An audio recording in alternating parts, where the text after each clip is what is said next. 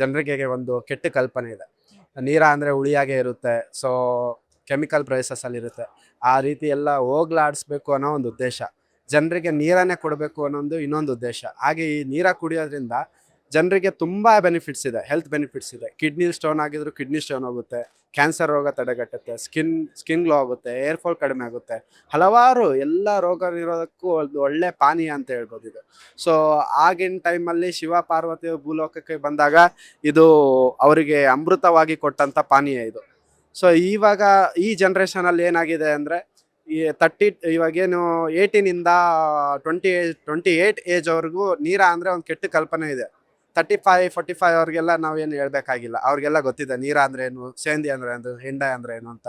So ಈ ಬರ್ತಂಥ ಯೂತ್ಗೆ ಒಂದು ಒಳ್ಳೆ ಪಾನೀಯ ಕೊಡೋಣ, ಬೇರೆ ಕೂಲ್ ಡ್ರಿಂಕ್ಸ್ ಕುಡಿದು ಹಾಳಾಗೋ ಬದಲು ಆರೋಗ್ಯಕ್ಕೆ ಪಾನೀಯ ಕುಡೀಲಿ. ಹಾಗೆ ಜನರಿಗೂ ಇನ್ನೂ ಒಂದು ಇವಾಗೆಲ್ಲ ಆರೋಗ್ಯ ಮೇಲೆ ತುಂಬ ಕಾನ್ಸಂಟ್ರೇಷನ್ ಬಂದಿದೆ. ಸೊ ಆ ಉದ್ದೇಶದಿಂದ ಈ ಕುಡಿಯೋದ್ರಿಂದ ಅವರು ಹೆಲ್ದಿ ಇರ್ತಾರೆ, ರೈತರಿಗೂ ಪ್ರೋತ್ಸಾಹ ಆಗುತ್ತೆ ಅನ್ನೋ ಒಂದು ಉದ್ದೇಶ. ಸೊ ನೀರದಿಂದ 300 ಬೈ ಪ್ರಾಡಕ್ಟ್ಸ್ ರೆಡಿ ಆಗುತ್ತೆ ಮೇಡಮ್. ಆ 300 ಬೈ ಪ್ರಾಡಕ್ಟ್ಸ್ ಏನೇನು ಅಂತಂದರೆ, ಸದ್ಯ ನಮ್ಮ ಹತ್ರ ಸಿಗುವುದು ಇವಾಗ ಜಾಗ್ರಿ ಇದೆ. ಈ jaggery scientist Khader Ali sir ಅವರು ರೆಫರ್ ಮಾಡ್ತಾರೆ, ಸಿರಾ ನೀರ ಈತ ಜಾಗ್ರಿ ಅಂತ. ಸೊ ವೆನೆಗರ್ ಬರುತ್ತೆ, ಸೋಯಾ ಸಾಸ್ ಬರುತ್ತೆ, ಜಾಮ್ ಬರುತ್ತೆ, ಹಲವಾರು ಇಂಥ ಪ್ರಾಡಕ್ಟ್ಗಳಿಗೆ ಬರ್ತಾ ಇದೆ ಮೇಡಮ್.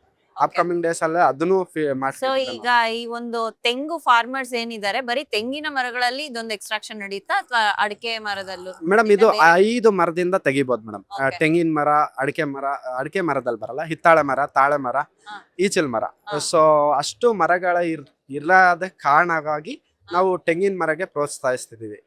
ಸೊ ಇವಾಗ ಯಾರು ತೆಂಗಿನ ಮರ ರೈತರು ಸುಮ್ಮನೆ ಕಾಯಿ ಇದು ಮಾಡ್ತಾ ಇದ್ದಾರೆ, ಅವ್ರು ನಮ್ಮ ಕಂಪ್ನಿಗೆ ಟೈಅಪ್ ಆಗಿ, ಸೊ ಅವರು ನಮಗೆ ಪ್ರತಿದಿನ ನಿತ್ಯ ಈಗ KMFಗೆ ಹಾಲು ಹೇಗೆ ಹೋಗುತ್ತೆ ಅದೇ ರೀತಿ ಡೇ ಬೈ ಡೇ ಫ್ರೆಶ್ ನೀರ ಸಿಗ್ತಾ ಇದೆ ಮೇಡಮ್.